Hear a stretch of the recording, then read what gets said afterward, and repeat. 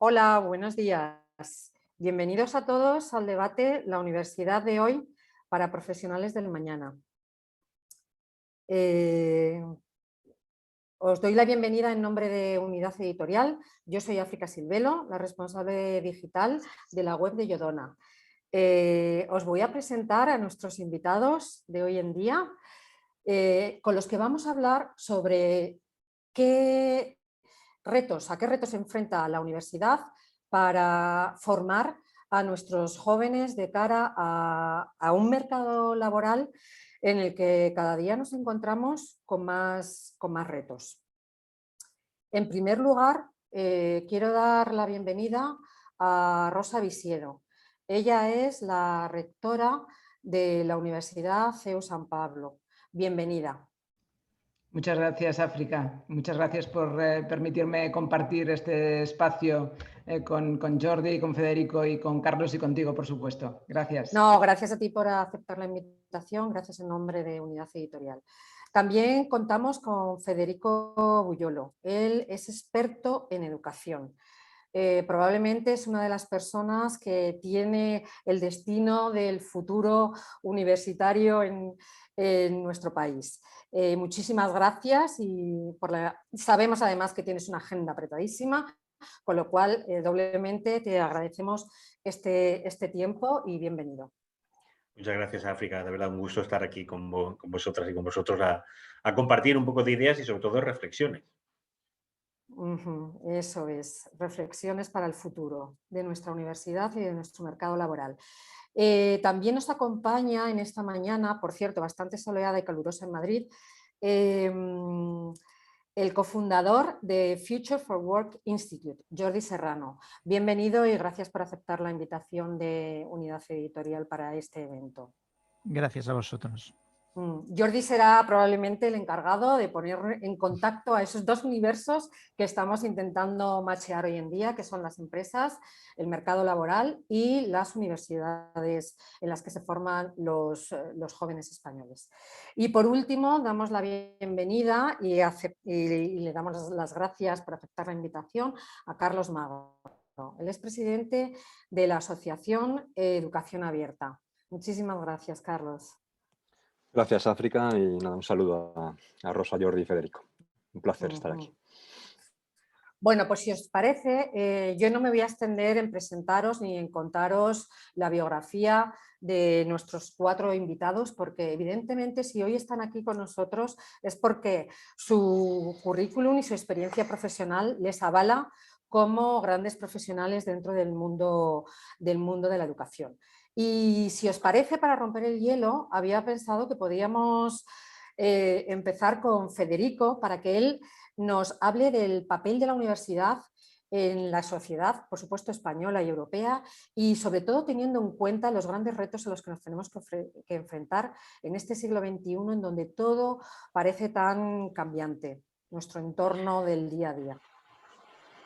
¿Qué razón tienes, África? Fíjate que efectivamente estamos en ese mundo cambiante. Es decir, cuando Naciones Unidas aprueba la Agenda 2030 en el año 2015, el mundo era una cosa distinta a lo que estamos viviendo hoy, incluso a lo que ha pasado en el año 2018-2019 con la emergencia climática o con la situación que hemos visto del ascenso de esa visión narcisista de los estados o de esa visión negacionista incluso del cambio climático, negacionista incluso de la democracia o del multilateralismo. Es decir, hoy estamos en un mundo completamente distinto después de esta pandemia y lo que estamos viendo y sobre todo es que tenemos que educarnos en la incertidumbre, ¿no? Es decir, cómo vivir esa incertidumbre y cómo educarnos en esa incertidumbre para un mundo que sobre todo está por definir.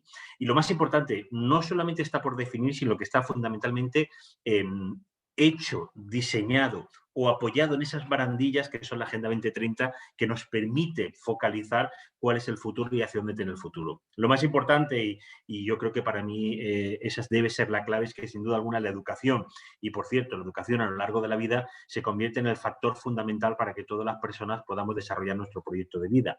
Y no solo para adaptarnos al futuro, como dice Joubert en su libro 21 lecciones para el siglo XXI, sino fundamentalmente para liderar los cambios. Lo que tenemos que hacer ahora, lo que tenemos que trabajar es en cómo empoderar a la ciudadanía desde ese punto de vista de la educación para que verdaderamente podamos liderar los cambios. La mejor manera de predecir el futuro es liderarlo. Y en ese liderar, lo más importante es que todas las personas tengan los recursos necesarios, las capacidades para afrontar no solo el futuro, sino pensar y proyectar qué futuro es el que queremos.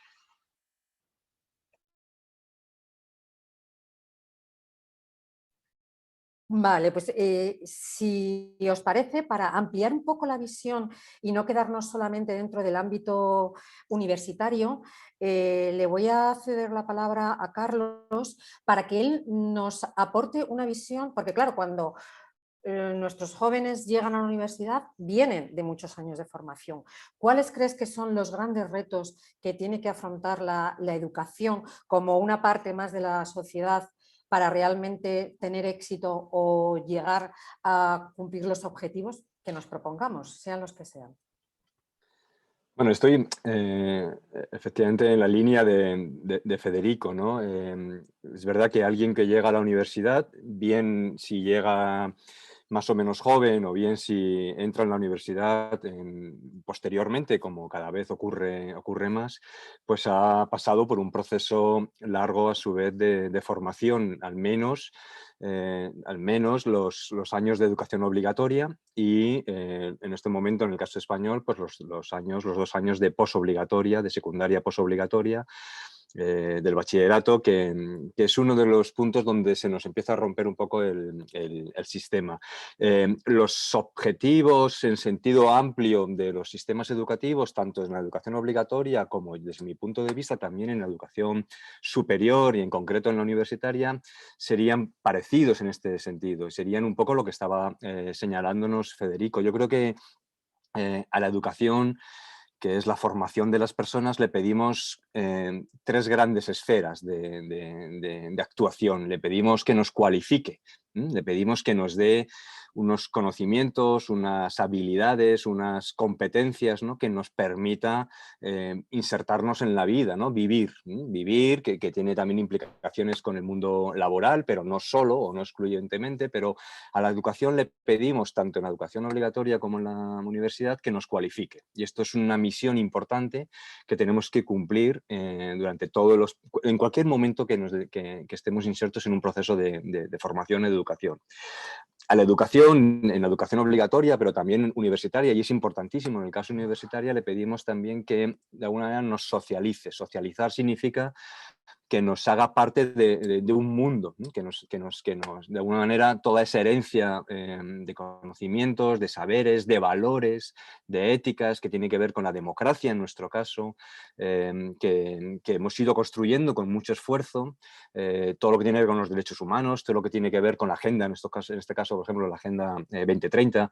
Eso nos ha costado mucho a la humanidad conseguirlo, todos los derechos fundamentales, y la socialización tiene que ver con dotarnos también o meter a las personas, en el caso a los niños o a los jóvenes, en esa socialización, en este mundo. Y esto es fundamental para el ámbito universitario. Y en tercer lugar, a la educación le pedimos también un proceso de lo que podríamos llamar de la formación del sujeto, ¿no?, de la persona. Y eso es lo que entronca con lo que Federico llamaba, lo podríamos llamar de 2 maneras, el empoderamiento por un lado, pero sobre todo la emancipación, ¿no?, la capacidad que le damos a las personas, ya sean niños o jóvenes, ya sean jóvenes o adultos posteriormente en la universidad, de pensar críticamente, actuar críticamente, poder tratar de cambiar las cosas, no solo adaptarse, como decía muy bien Federico, sino también ser capaces, desde sus diferenciaciones, desde su emancipación, desde su libertad, ayudar a construir un entorno mejor, no un mundo mejor en el sentido amplio, sino un mundo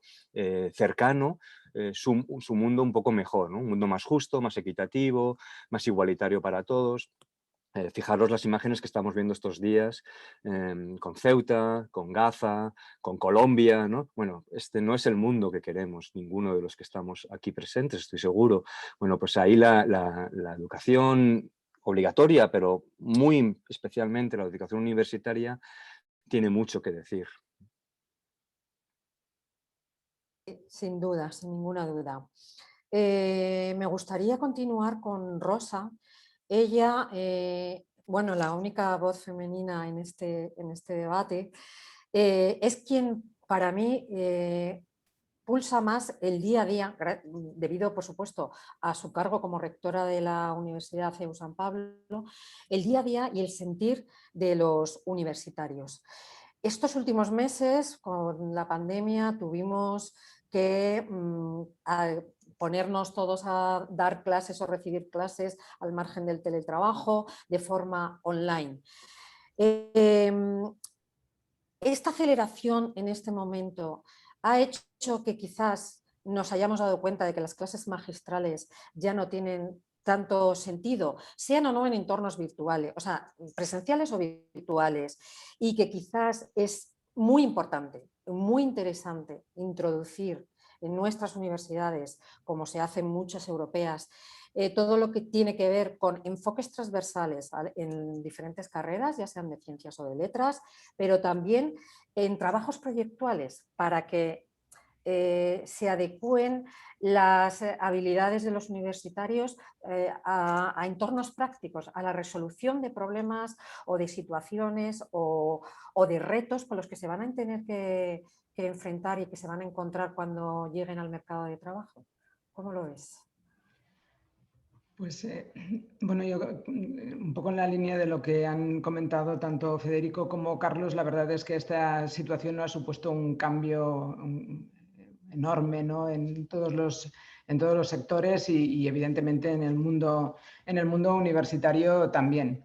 No solo porque hemos tenido que pasar en poco tiempo, ¿no?, sobre todo las universidades que somos presenciales, ¿no?, y que tenemos vocación de presencialidad, hemos tenido que pasar de un entorno totalmente presencial a un entorno en un primer momento totalmente virtual y durante este curso, ¿no?, a ese entorno, a ese formato, a esa modalidad híbrida o de doble presencialidad, como nos ha gustado llamarle a nosotros. Y la verdad es que esto ha supuesto un esfuerzo enorme en todos los sentidos, para los profesores, para el personal no docente de la universidad y también para los estudiantes. Y en este sentido, por ejemplo, yo creo que se ha puesto en valor una de esas funciones, ¿no?, de la universidad que comentaba hace un momento, de la educación en general, que comentaba Carlos, ¿no? Se ha puesto en valor sobre todo el aspecto de la socialización, porque los estudiantes, bueno, se han adaptado, o sea, los jóvenes tienen una gran facilidad para adaptarse a los cambios, muchísimo más de la que puede tener una persona ya de mi edad, y entonces se han adaptado perfectamente a los entornos totalmente virtuales, entre otras cosas porque como vienen ya que han nacido con ello, pues la verdad es que no les cuesta absolutamente nada. Pero el tema de la socialización es una de las cuestiones que más hemos notado que están deseando volver a pisar las aulas. Es que cuando están, como en muchos casos los hemos tenido en rotaciones, ¿no?, de ahora una semana viene la mitad del grupo y la otra semana viene la otra mitad, están deseando volver todos, porque se dan cuenta de que se están perdiendo una parte importante, ¿no?, de la experiencia que les ofrece la universidad, no solo lo que pasa en las aulas en sí mismo, ¿no?, sino todo este conjunto, ¿no?, de actividades culturales, deportivas, sociales, etcétera, que les permiten precisamente, ¿no?, esa socialización a la que se refería Carlos hace un momento. Respecto a lo que comentabas de las clases magistrales, yo, un poco, subiendo un poco más el escalón, nosotros nos hemos dado cuenta, ya veníamos trabajando en este sentido incluso antes de la pandemia, de que necesitábamos repensar nuestra forma de trasladar a nuestros estudiantes, ¿no?, los conocimientos, las habilidades, las destrezas que necesitan, porque la forma en la que veníamos haciéndolo ya no es igual de eficaz. Ellos tienen una forma distinta de aprender y nosotros en muchos casos hemos seguido utilizando los mismos recursos y las mismas metodologías docentes. Y bueno, pues nuestro empeño, ¿no?, ya desde hace algún tiempo es pues eso, repensar, reformar, renovar nuestra manera, ¿no?, de enseñar a los estudiantes y acomodarla a su manera de aprender. sin que esto quiera significar que vamos a bajar el nivel, ni que vamos a ser menos rigurosos, ni muchísimo menos, ¿no? Que a veces hay personas que esto lo interpretan así. Entonces hemos puesto en marcha un proyecto que nosotros le hemos bautizado como Exploria, porque es un término que nos remite eso a la exploración, al descubrimiento, y pensábamos que era un término bonito, ¿no? Para bautizar un proyecto que pensamos que es un proyecto de futuro. Lo que pretendemos con este proyecto es establecer un marco con una serie de parámetros, de directrices, ¿no? Para que a partir de ese marco cada titulación desarrolle su proyecto docente. Un proyecto docente, ¿no? Como os decía, pues tiene una serie de parámetros, ¿no? Quiero decir que todas las titulaciones tienen que ajustarse al decálogo, ¿no? del proyecto, pero luego cada titulación puede desarrollar un proyecto docente diferente, ¿no? En función también de la titulación. No todas las titulaciones son iguales, de los recursos de que dispone y del tipo de estudiantes que tiene. Por daros algún ejemplo, uno de los aspectos que forman parte de esas directrices, ¿no? Que hemos dado para los proyectos, uno de ellos es la transversalidad de saberes. Romper el modelo de las asignaturas como compartimentos estancos, en la que cada profesor da su asignatura, prepara su asignatura, la vuelca, ¿no? en el aula a los estudiantes, pero prácticamente no tiene ninguna relación con las asignaturas que forman parte igual de un mismo curso. Bueno, pues hemos decidido que este modelo de entrada no nos servía y que uno de los parámetros en los que deben desarrollarse los proyectos docentes es en esa ruptura, ¿no? de las barreras entre materias, entre titulaciones.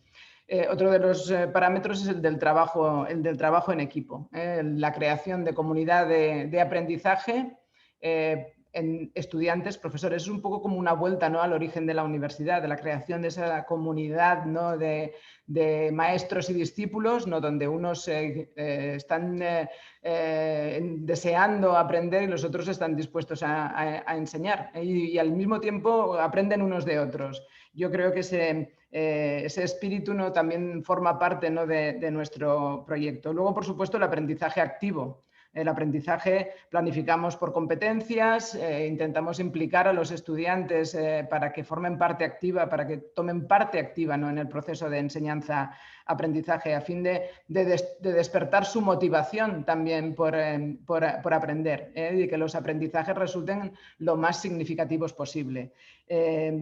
No sé, tal vez es por daros por dar algunas pinceladas, ¿no? De lo que intentamos que forme parte de este marco, ¿no? De desarrollo y de renovación de nuestras metodologías. Y luego por reforzar también mucho las competencias que a mí me gusta llamarles, ¿no? de sentido, competencias de sentido en tanto en cuanto me refiero al pensamiento crítico, a la capacidad de análisis, a la ética, a los valores, todo eso que viene muy de la mano de esas asignaturas tal vez de perfil humanístico, que no tienen que ver con las competencias técnicas que se aprenden en cada titulación, que forman parte, ¿no? del currículo de cada grado, pero que deben desde nuestro punto de vista, no deben formar parte esencial también del currículo académico de un estudiante de cualquier grado, precisamente por eso, porque le ofrecen una manera de interpretar el mundo en el que vive, ¿no? De dar sentido también a su vida y a su lugar en ese mundo. No sé si te he contestado exactamente a la pregunta, pero bueno, que en resumen, las clases magistrales, yo no estoy en contra de las clases magistrales, creo que deben de seguir existiendo, pero tienen su papel, un papel determinado en un determinado momento para determinados contenidos y en determinadas situaciones. Pero no todo deben de ser clases magistrales, ni en entorno presencial ni en entorno online o virtual. Totalmente de acuerdo, además, en esa fuerza que hay que poner en la transversalidad y en el trabajo en equipo, porque luego cuando llegas a la empresa te das cuenta que tienes que trabajar con compañeros, y los trabajos en equipo normalmente se consiguen éxitos en mucho menos tiempo, y además a nivel personal se disfrutan muchísimo más y se viven más. Al menos esa es mi experiencia laboral. Bueno, por último voy a dar paso a Jordi Serrano como cofundador del Future for Work Institute. Un poco su papel en el debate es eso, unir estos dos mundos, el mundo de la empresa y el mundo de la universidad. Y Jordi, me gustaría que tú nos comentaras cómo crees que está cambiando, en este caso, los entornos laborales, el mundo del trabajo y qué es lo que se van a encontrar los alumnos que consiguen un grado o que hacen un máster y que ya quieren incorporarse al mercado de trabajo. Bueno, muchas gracias. La pregunta daría para varias conferencias y libros, etcétera. Voy a intentar hacerlo en 2 minutos. Antes del COVID, porque había vida antes del COVID, antes pasaban cosas antes del COVID, el mundo del trabajo ya estaba en mucha transformación. Ya se hablaba del concepto de futuro del trabajo desde hace ya muchos años. ¿Qué está pasando? Pues estamos en un mundo un poco loco, ¿no? Que está cambiando muy rápido. A mí me gusta una frase de Bauman, ¿no? Que dice, estamos en el interreino, ¿no? En el punto medio entre un mundo que ya no es, estamos dejando atrás un mundo, el mundo es de la, digamos, de la revolución industrial, etcétera, y estamos entrando en un mundo que aún no es, que es el mundo de lo digital, etcétera. Entonces no estamos ni en un lado ni en el otro, y eso tiene su interés, ¿no? Entonces, ¿qué pasaba antes del COVID en el trabajo? Porque ahora todo el mundo habla del teletrabajo, etc. Pero en general en el mundo del trabajo veíamos que había una serie de fuerzas muy importantes, que incluso antes habéis hablado del cambio climático, se hablaba del cambio climático en el trabajo, ¿no? Y hay una serie de vendavales muy fuertes. El primer vendaval era y es la automatización de muchos trabajos, de muchas tareas repetitivas, que vemos que las máquinas pueden hacer igual lo mejor, ¿no? Y no me refiero solo a los robots de las fábricas, sino me refiero pues a piezas de software que hacen trabajo administrativo, ¿no? Y que muchas personas están haciendo esos trabajos. Otro vendaval es la globalización. Cogimos y desde los años 80 empezamos a enviar trabajos, digamos, de menos valor añadido a otras partes del mundo, pero es que con la revolución digital estamos enviando trabajo digital a la otra parte del mundo y tenemos a gente que nos hace la declaración de la renta desde la India o que nos atiende un call center desde Argentina, ¿no? Por tanto, y eso va a seguir porque pues tenemos toda África creciendo, que ya está empezando a recibir trabajo de Europa, etcétera, y podríamos hablar largo, ¿no? De globalización. Y luego tienes cambios políticos, medioambientales, etcétera, ¿no? Yo un mensaje que quiero dar es, no solo es tecnología, ¿no? O sea, hablaremos seguro mucho de tecnología y de la impacto de la digitalización, pero es que el mundo está cambiando muy rápidamente, está cambiando la demografía, está cambiando muchas cosas, ¿vale? Entonces, ante todo este mundo que cambia muy rápido, ¿qué se encuentra en las empresas? Que es donde pasa una gran parte del trabajo, las organizaciones.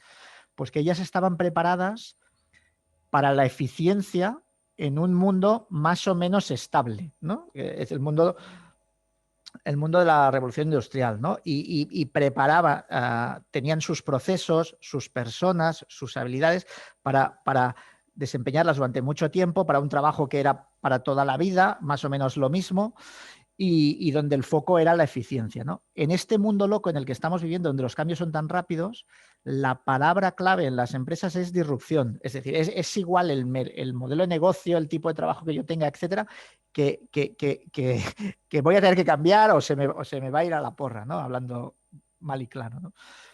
Ante la palabra disrupción, en lo que están las empresas, antes del COVID ya, era en la agilidad. Necesito velocidad, necesito adaptarme rápidamente a un mundo que cambia. Eso nos lleva a maneras de organizarse, a maneras de trabajar y a habilidades distintas, que luego hablaremos de habilidades, pero el tipo de trabajador de la revolución industrial, que siempre se habla de Stakhanov, ¿no? en la revolución soviética, porque hizo no sé cuántos miles de toneladas de carbón. Ese tipo de trabajador ya no lo necesitamos. Necesitamos un tipo de trabajador que ayude a esa agilidad de las empresas, donde la creatividad real es mucho más importante. Entonces, lo que preocupaba antes del COVID, y con esto termino, es que necesitamos mover a mucha gente de ese mundo que ya no es al mundo que todavía no es, en lo que el Foro Mundial llamaba la Reskilling Revolution, la revolución del reskilling, ¿no? Necesito mover, y no hablan de 3 o 4 personas, hablan de millones y millones de personas que están en un lado y que necesitamos trasladarlos digamos, a ese mundo de los pastos más verdes, donde parece que hay más oportunidades, y sacarlos de ese mundo donde su trabajo va a ser automatizado, deslocalizado, etc. Entonces, lo que preocupaba antes del COVID era la desigualdad. Es decir, hay gente que se está subiendo al carro ya y está en el mundo digital y le va muy bien, etcétera, pero hay gente que se está quedando atrás. Y para esto, para este trabajo de reskilling, que la universidad evidentemente tiene mucho que jugar, es una responsabilidad compartida. Es temas de gobiernos, de las propias empresas, de las universidades, del modelo educativo en general, de las escuelas y de las propias personas, que tienen que ser conscientes de que tienen que hacer ese trabajo, ¿no? Y esta era la foto antes del COVID. Entonces, claro, el COVID básicamente lo que ha demostrado es, ostras, pues esto que era una cosa que íbamos hablando y tal, pues es que es muy urgente, ¿no? Y nos ha tirado a la cara esa necesidad. Y estamos viendo como hay gente que a lo mejor no vamos a salir en V, sino que vamos a salir en K, que va a haber empresas y organizaciones y personas que van a salir mejor que antes, porque en este mundo digital post-COVID pues les está yendo muy bien, y gente que está sufriendo mucho más, ¿no? Y esto era lo que nos preocupaba y llevamos tiempo con esto. No sé si te he contestado. Sí, sí, absolutamente. Te quería preguntar, ¿pero tú crees que estamos muy lejos de llegar a ese nuevo mundo? O sea, de llegar al mundo que realmente las nuevas tecnologías, la sociedad, la educación, la universidad está creando, o nos queda, o está a la vuelta de la esquina, por así A ver, decirlo. yo creo que o sea, hay riesgo cuando tú estás en foros como estos, ¿no? Con Zoom, con personas de cierto nivel, etcétera, de creer que ya estamos todos ahí, ¿no? Pero tú te miras las estadísticas, los grados de, digamos, el nivel de habilidades tecnológicas, cuánto empleo hay en cada sector, etcétera, y nos queda un caminito. Nos queda un caminito. No quiero ser pesimista, pero no es mañana, no es mañana.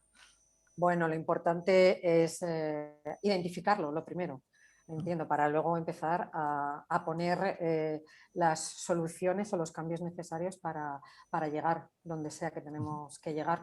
Pero, y justo en ese camino, probablemente en este camino que tenemos que hacer de cambio social y de cambio de modelo de sociedad, Rosa, ¿cómo crees? Antes tú hablabas en tu intervención primera de la importancia de la educación en valores, de componentes éticos en cualquier tipo de saber o de especialidad, en cualquier carrera, da igual que sea una de corte más técnico o una de corte más humanista.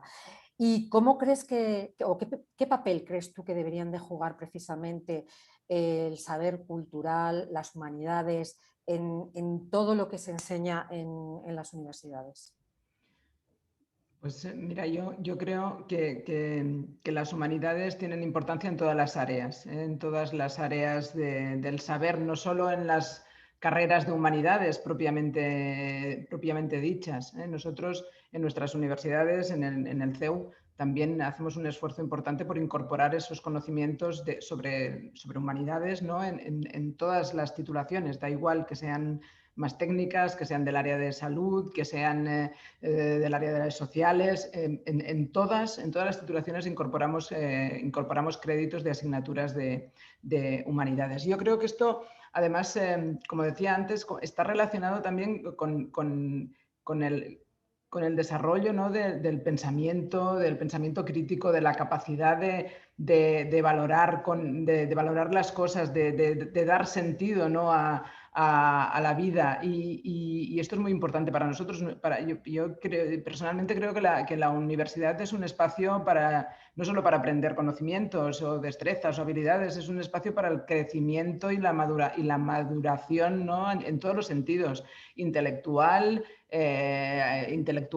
profesional y personal. Entonces yo creo que ahí tienen un papel muy destacado las humanidades. Y por otra parte, yo creo que también, no sé si los demás estaréis de acuerdo conmigo, que ese aspecto, ¿no? Que esa formación, la que contribuye al pensamiento crítico, a los valores, a la capacidad de razonar y de solucionar problemas diversos, son cada vez también más valoradas por las empresas, por esas empresas en las que a veces no es tan importante, ¿no? Es que evidentemente sí, ¿no? El perfil técnico en el que te hayas formado, sino también toda esa capa, ¿no? de otro tipo de competencias que te ayudan a otras cosas que no es a solucionar un problema concreto de hay que desarrollar este algoritmo o hay que apretar este tornillo de esta forma, ¿no? Entonces yo creo que en ese sentido cada vez tienen más...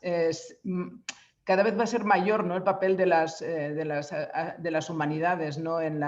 en la enseñanza y sobre todo en la enseñanza universitaria. Y además en ese mundo, en esa sociedad que cada vez promete ser más digital, ¿no? Como decíais, yo creo también que nos deben de preocupar mucho los aspectos éticos y morales de las nuevas tecnologías. Y en este sentido, insisto, el papel de las humanidades es fundamental, porque nos pueden ayudar a usar esas herramientas digitales de la forma más adecuada y no modular el uso y no el abuso, ¿no? De todas esas tecnologías y todas esas herramientas digitales con las que nos estamos dotando en todos los sectores.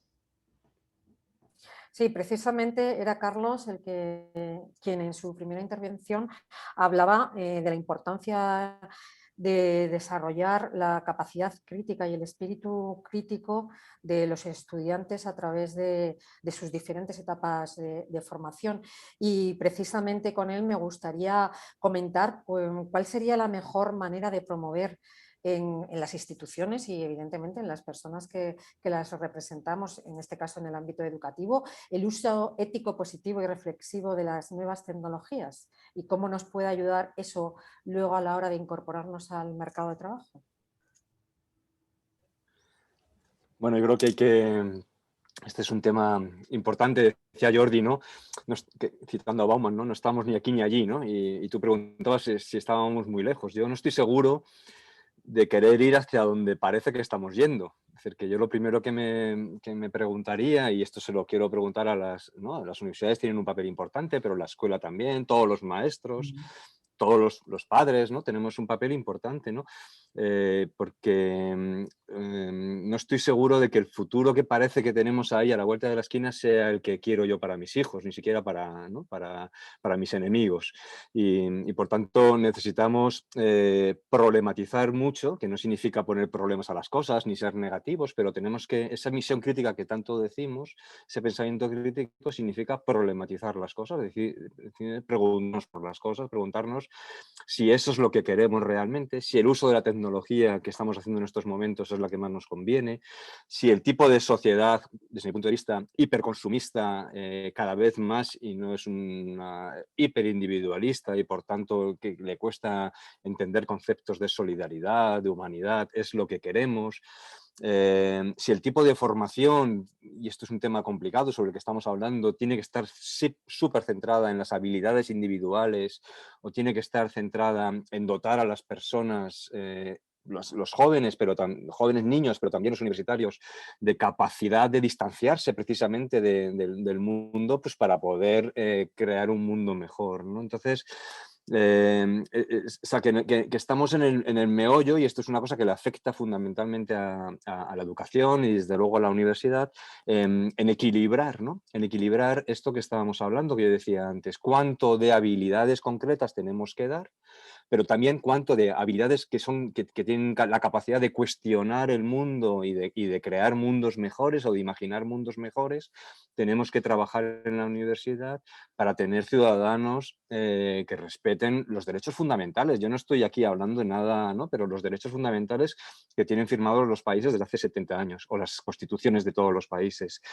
En el caso concreto de la tecnología, yo creo que hace falta primero una mirada histórica, ¿no? La relación entre tecnología y educación es rica, ya llevamos unos cuantos decenios de vinculación entre tecnología y educación y también de la tecnología con la sociedad.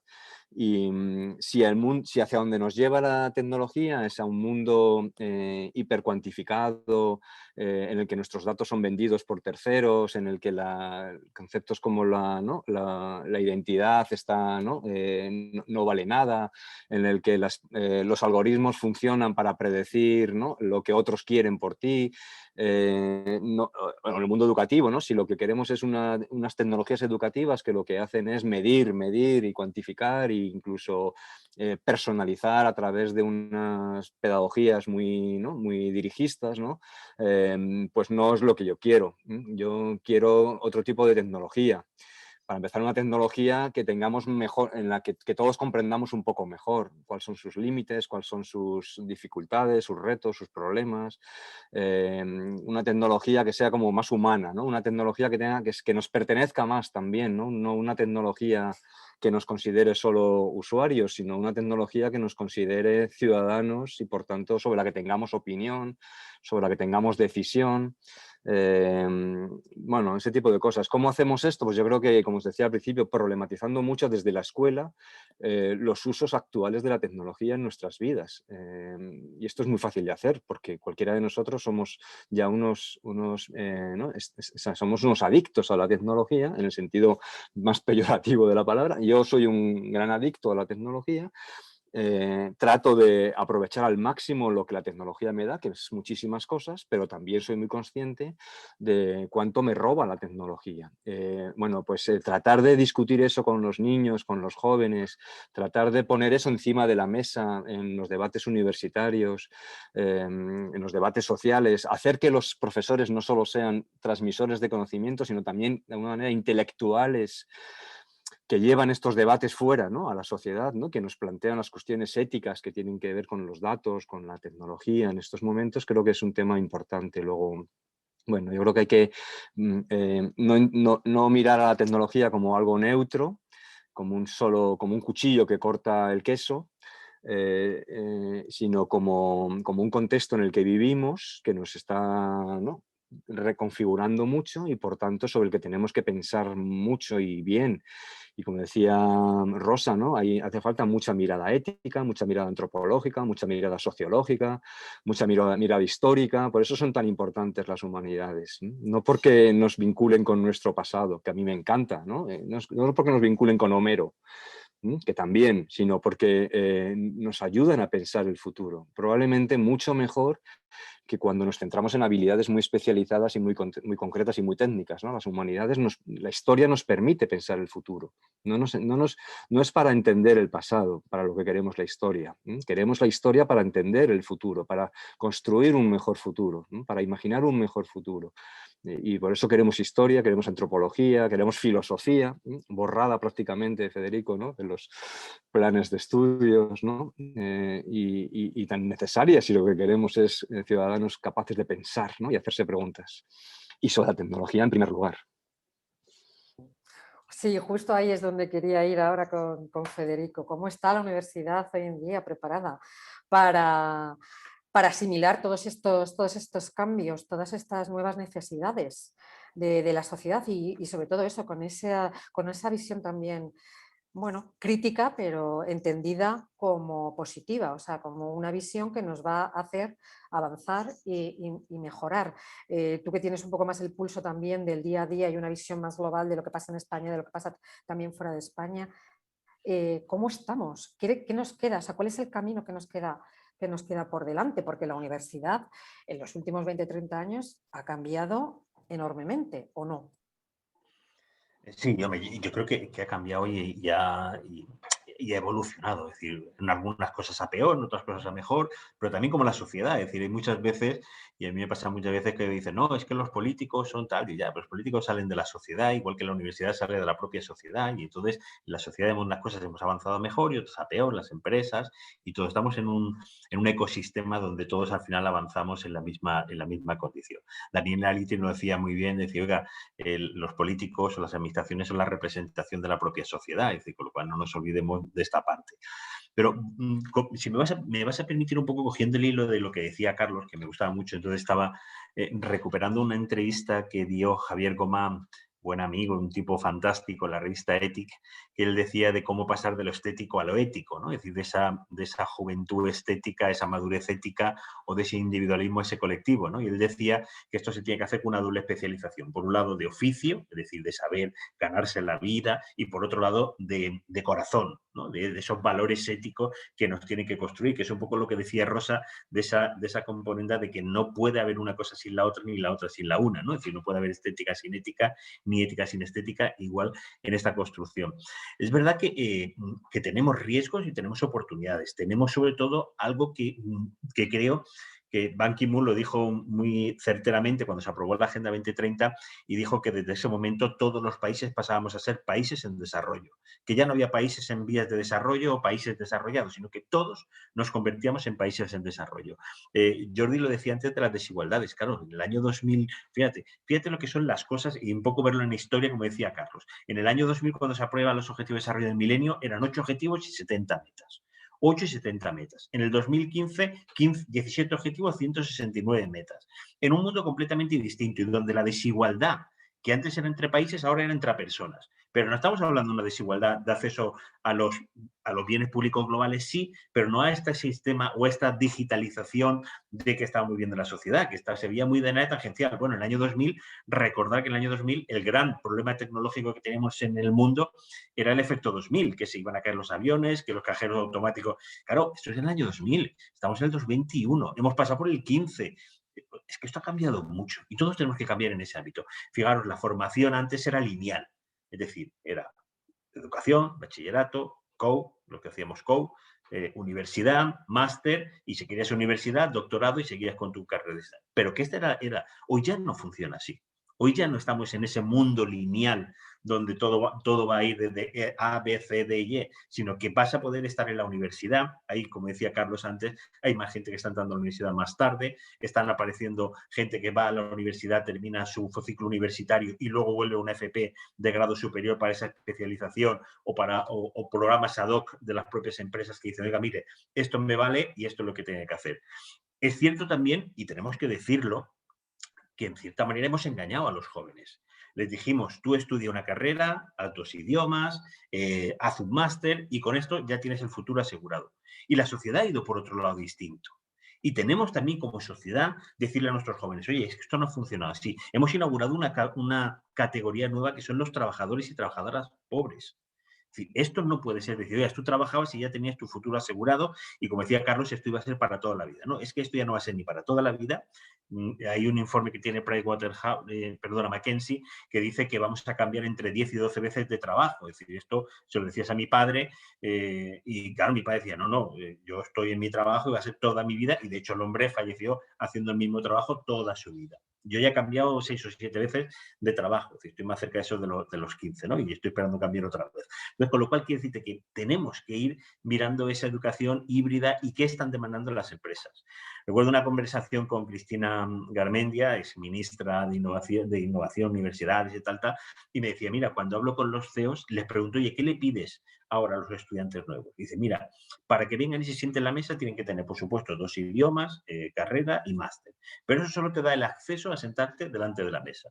A partir de ahí, ¿qué es lo que se mira? Se mira, sin duda alguna, la capacidad de liderazgo, la capacidad de trabajar en común, la capacidad de reinventarte, el reskilling que decía Jordi, es decir, todas esas necesidades que tenemos. Las universidades creo que están entendiendo este cambio y efectivamente vamos a una educación mucho más abierta, una educación híbrida, donde vas a entrar y salir de la universidad, donde los grados van a tener que adaptarse a esas necesidades, incluso los máster. Y fíjate, me acuerdo cuando era diputado y estuve la oportunidad de estar también con el cambio de modelo que estaba proponiendo ver con las universidades del 3+2, que decíamos, oye, es que esto es que no funciona esto ya así.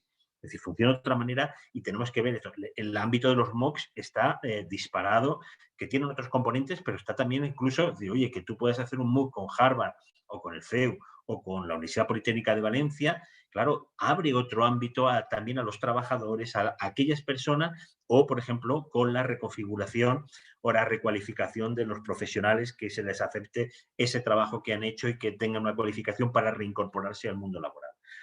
Lo decíamos al principio, es decir, hay que entender ya que la educación es a lo largo de la vida, que esa educación a lo largo de la vida nos va a llevar en un momento a la universidad, en otro a un centro de formación, en otro a una formación ad hoc de las empresas, o incluso a otros modelos formativos que están haciéndose y que se están abriendo. Este es el mundo que vivimos. Vivimos en un mundo más abierto, más... A mí no me gusta el concepto de líquido porque se ha manoseado mucho ese concepto ya de líquido y al final ya todo parece que sea líquido, no todo es líquido, pero sí que en ese concepto de que, oiga, es que esto es mucho más abierto. Y las universidades yo creo que están en esa línea de decir, oye, claro, si veis las titulaciones que habían hace 30 años a las que hay hoy en día, dices tú, ostras, y luego la combinación de conocimientos de psicología con inteligencia artificial.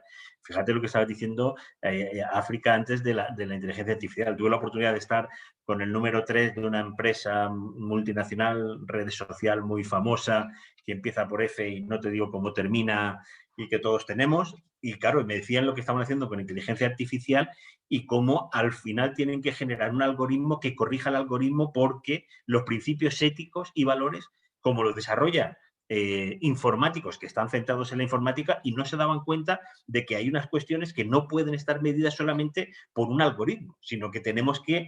Entonces al final hacían un algoritmo para corregir el algoritmo. Ahí tiene que ser lo que dice Carlos. Dice, claro, yo a mis hijas les digo constantemente, oye, sabéis que esto es mentira, ¿no? Oye, estás viendo esto, pero sabes que esto es mentira. Y que tienes que tener tú la capacidad crítica para decir, oye, esto es verdad o esto no es mentira. Eso es un algoritmo que me está retroalimentando constantemente de lo que diga. En fin, hay una experiencia que hizo Obama, que además lo cuenta en un programa de televisión con Daniel Liederman en un reportaje, que cuenta la experiencia de cómo funcionaban los algoritmos en los ordenadores, ¿no? Y él contaba de cómo en el momento de la primavera árabe cogieron a 3 personas de la Casa Blanca, cada uno con su propio ordenador, para que pusieran Egipto, ¿no? Y el conservador salía crisis, terrorismo, guerra, el progresista, apertura, libertad, etcétera, etcétera. Y el moderado le salía viaje a Egipto, un viaje fascinante. Esto es lo que funciona las redes sociales y tenemos que ser conscientes de esta realidad. Y esto ahí es importante en esa alfabetización, que no es solamente cómo funciona Excel, Zoom o cualquier otro, sino cómo utilizo esto para mi actividad profesional personal y sobre todo cómo tengo esa actitud crítica. Y ahí las universidades también tienen un papel muy importante. Y luego, antes de terminar, sí que me gustaría que volviéramos un poco al tema de todos los cambios a los que tenemos que enfrentarnos, porque el cambio siempre se ha visto como algo negativo. Sin embargo, la visión que estáis dando es que tenemos que asumirlo como algo valioso dentro de la sociedad, valioso también dentro de nuestra propia vida, ¿no? Federico, tú contabas la experiencia de tu padre y bueno, todos alrededor tenemos familiares o amigos que quieren terminar su carrera profesional en un solo trabajo. Hoy en día eso prácticamente es imposible y probablemente de cara a futuro más todavía, más difícil.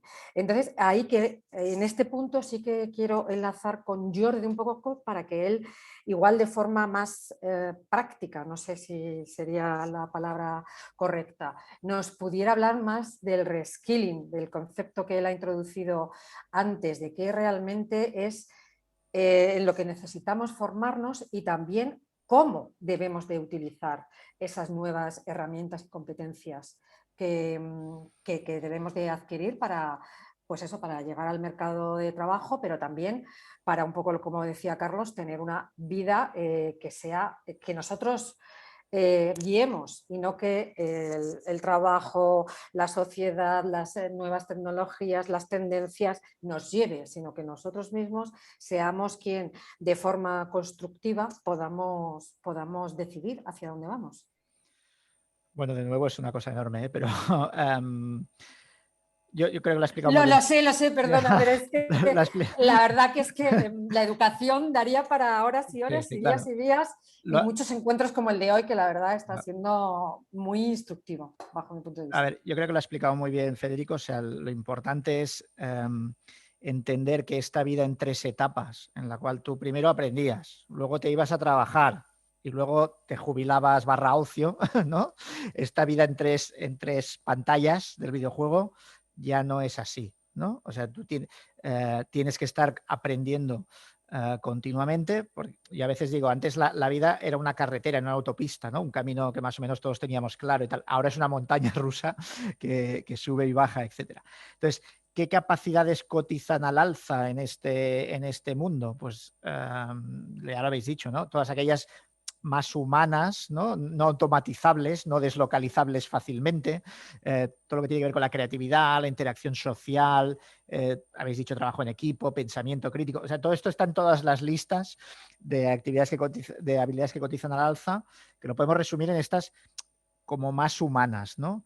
También se habla a veces de competencias digitales que a mí cada vez me pone más nervioso, ¿no? Porque estamos ya en un mundo postdigital, o sea, estamos en 2021, ya podríamos ir aceptando que el mundo es digital, ¿no? Google tiene 23 años, o sea, ya que parece que es de ayer, y todavía hay colegios, ¿no?, que me hablan de aulas de informática, ¿no? Como que eso es el equivalente a hablar de aulas de lápices, ¿no? O sea, la tecnología es una herramienta que es transversal y que tiene que estar en todas partes, ¿no?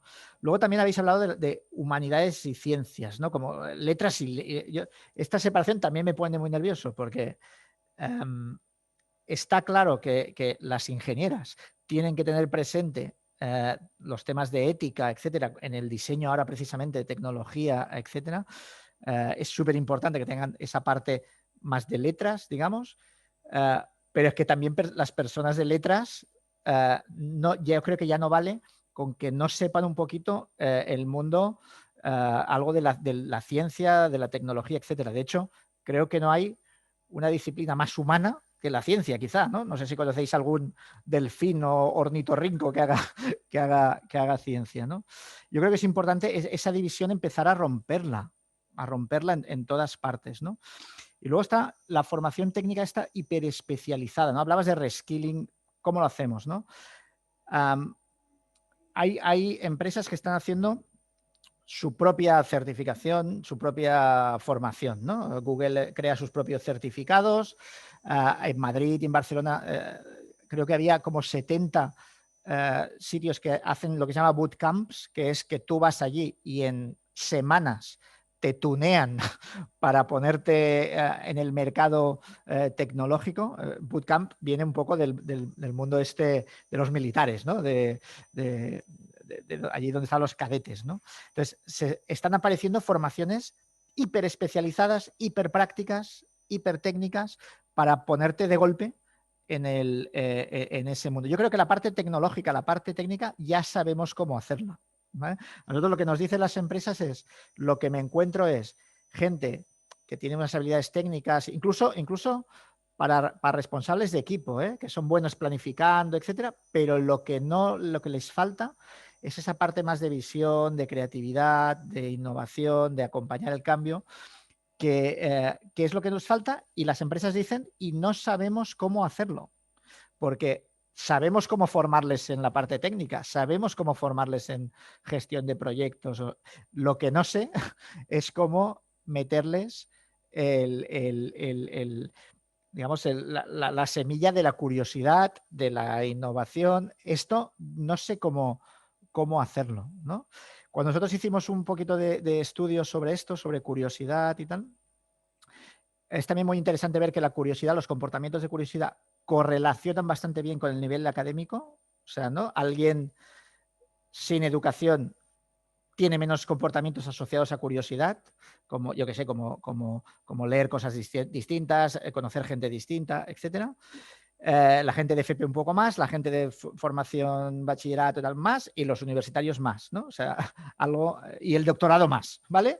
Es importante el trabajar la curiosidad. Pero el principal limitante que nos decían las empresas que se encuentran cuando hacen programas de reskilling, de formación así, es la falta de sensación de urgencia de las propias personas.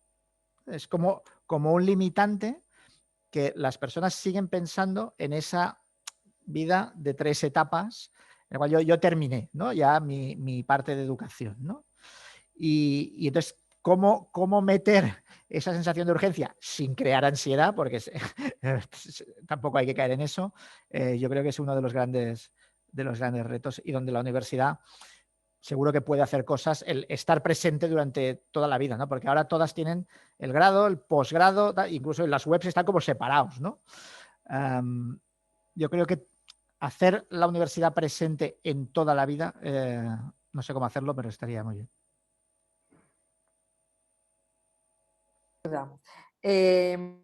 Nos estamos quedando sin tiempo. Justo mi siguiente pregunta iba a ser para todos.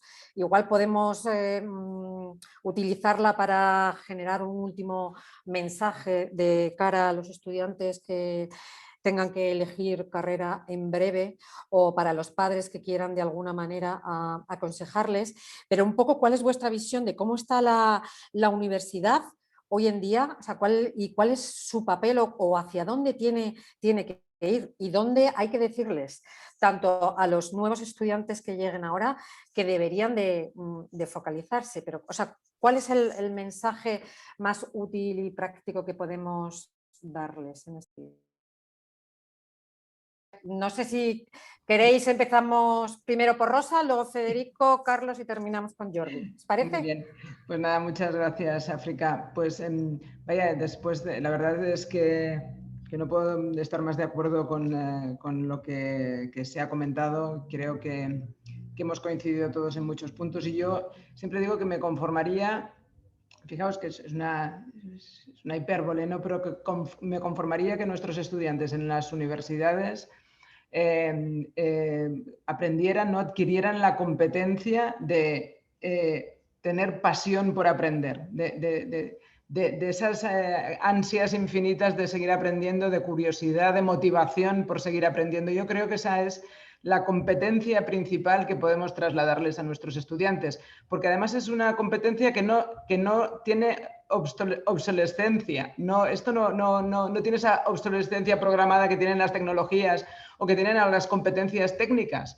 Y en este sentido es algo que de verdad que todo estudiante que ha pasado por la universidad se debería llevar esa competencia puesta en su mochila, y para acompañarle, ¿no?, en el viaje que le espera una vez se sale de la universidad. Yo también estoy totalmente de acuerdo en que esa capacidad de querer, de esa voluntad de seguir aprendiendo, es lo que les va a ayudar a enfrentarse a ese mundo cambiante, a esos posibles cambios de profesión o de actividad profesional a lo largo de toda su vida profesional, de toda su vida laboral. Por eso yo insistiría, ¿no?, en esta competencia. Y luego también es cierto que nosotros estamos formando personas que se van a enfrentar al mundo, que van a formar parte del mundo, y queremos también, como decía antes Carlos, personas que imaginen mundos mejores, que imaginen mundos mejores. Y en este sentido, un poco, pues esa idea del impacto social positivo también es algo que deberíamos intentar trasladar a nuestros estudiantes, ¿no? Nosotros, de hecho, en este proyecto que os comentaba al principio, en este proyecto de renovación metodológica, hemos incorporado la perspectiva del bien común a la resolución de retos y de problemas que les planteamos, ¿no? En el sentido de que las soluciones en las que trabajen nuestros estudiantes contribuyan siempre a la mejora de la sociedad, ¿no?, a un mundo más justo, más solidario para todos. Y eso también es un aspecto importante.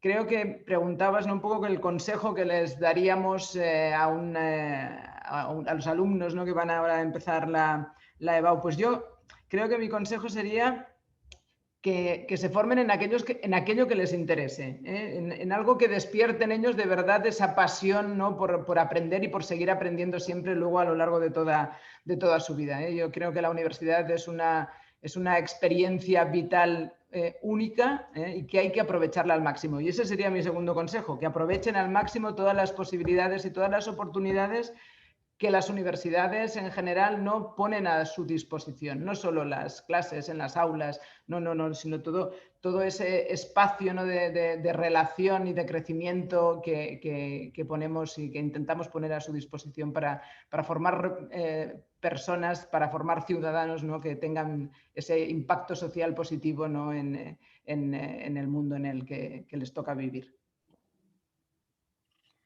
Bueno, pues yo muy escueto porque ya estamos muy mal de tiempo y para respetar, pero suscribo todo lo que ha dicho Rosa y dos ideas más. Una, el aprendizaje es continuo y que por lo tanto, primero, que estudien aquello que les gusta y segundo, que entiendan y que tengan esa curiosidad permanente para seguir avanzando en el desarrollo de su vida, de su proyecto de vida. Segundo de los elementos, el futuro. El futuro es el futuro del trabajo, como decía antes Jordi, es el futuro de los trabajadores. Lo escribí hace poco en un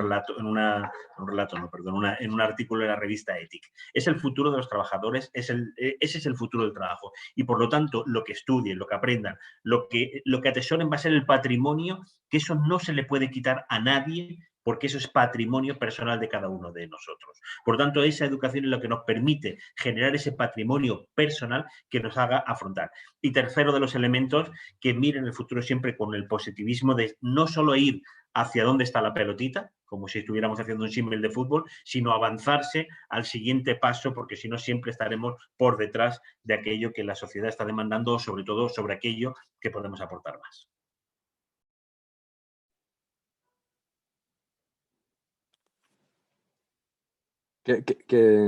¿Intervengo? Ah, vale, perdona. Bueno, yo me alineo total, o sea, que añado, ¿no?, a lo que decía Rosa y Federico, que ese amor por el aprendizaje y por hacer lo que, ¿no?, lo que te mueve, ¿no? Un par de ideas más, si queréis, ¿no? Yo creo que el problema del futuro es que es cansado, es muy o casi diría cansino, ¿no?, como decía mi amigo Antonio Lafuente. El futuro es muy cansino y está siempre pensando en el mundo de las expectativas que no habitan el hoy, ¿no? Habitan este futuro que nunca sabremos si existirá o no existirá. Entonces yo a los estudiantes que entran en la universidad ahora les invitaría a vivir su hoy, su día a día, a vivir no solo hacia adelante, que es importante, porque son jóvenes, pero también a vivir hacia los costados, es decir, vivir aprovechando todo lo que está alrededor de ellos.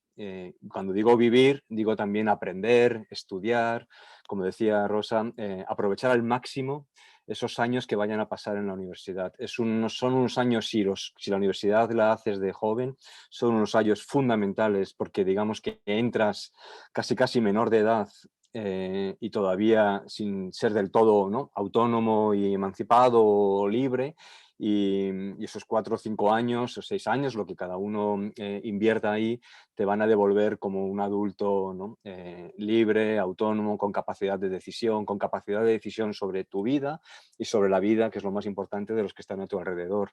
Y esos hay que aprovecharlos al máximo. Luego yo le diría eso, ¿no?, como decía Rosa, que hagan lo que creen que les apetece, que les gusta, que lo hagan al máximo, o sea, que disfruten al máximo de todas las oportunidades, que disfruten al máximo, que aprovechen al máximo a sus profesores, a sus compañeros, la diversidad que nos da la universidad, que se olviden un poquito de las expectativas, que se olviden un poquito del futuro, que vivan el presente, que vivan hacia los costados, no solo hacia adelante, y yo creo que eso sería para mí lo más relevante. Es una experiencia realmente transformadora, así debería ser. Y yo creo que volviendo a esta idea de si queremos una sociedad que defienda unos valores democráticos y una sociedad más justa, necesitamos que durante un tiempo nuestros jóvenes puedan dedicarse a eso y no estén, ¿no?, preocupados por un futuro que no sabemos cómo va a ser. Nadie lo sabe porque no tenemos datos. Es verdad que es complejo, pero los futuros siempre son complejos, siempre son inciertos. Siempre han sido inciertos también para nuestros abuelos que vivieron la posguerra o para los que vivieron la guerra, fueron futuros inciertos. Luego, aprovechar el día a día, vivir mucho hacia los costados, que quiere decir vivir con los otros, con lo que están a mi alrededor, con la diversidad, con todas esas oportunidades que me da la universidad, como decía Rosa. Y aprovechad al máximo a los profesores, porque hay buenísimos profesores en la universidad que van a ser tutores, guías, amigos, ayudas, te van a, ¿no? ¿no? Digamos, las habilidades que necesitamos son las habilidades de pensamiento. Bueno, pues aprovechemos en cualquier ámbito en el que estemos, ya sea pues aprovechemos esos años para desarrollar esas habilidades que nos hagan mejores personas.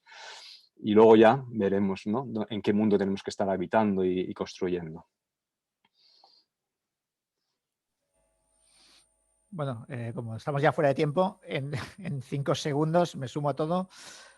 Bueno, primero para los que estáis en el mundo de educación, llevamos ya mucho tiempo hablando de esto, o sea, ya tardamos un poquito en reformar la educación, hemos visto pilotos, experiencias, etcétera, pero nos cuesta cambiar el sistema y decía antes que había un riesgo de desigualdad y a mí me preocupa que veo las cosas más innovadoras precisamente pues en aquellas escuelas más, digamos, que no son baratas, ¿no? Y que a lo mejor son privadas, etcétera, lo cual hay todavía más riesgo de desigualdad, ¿no?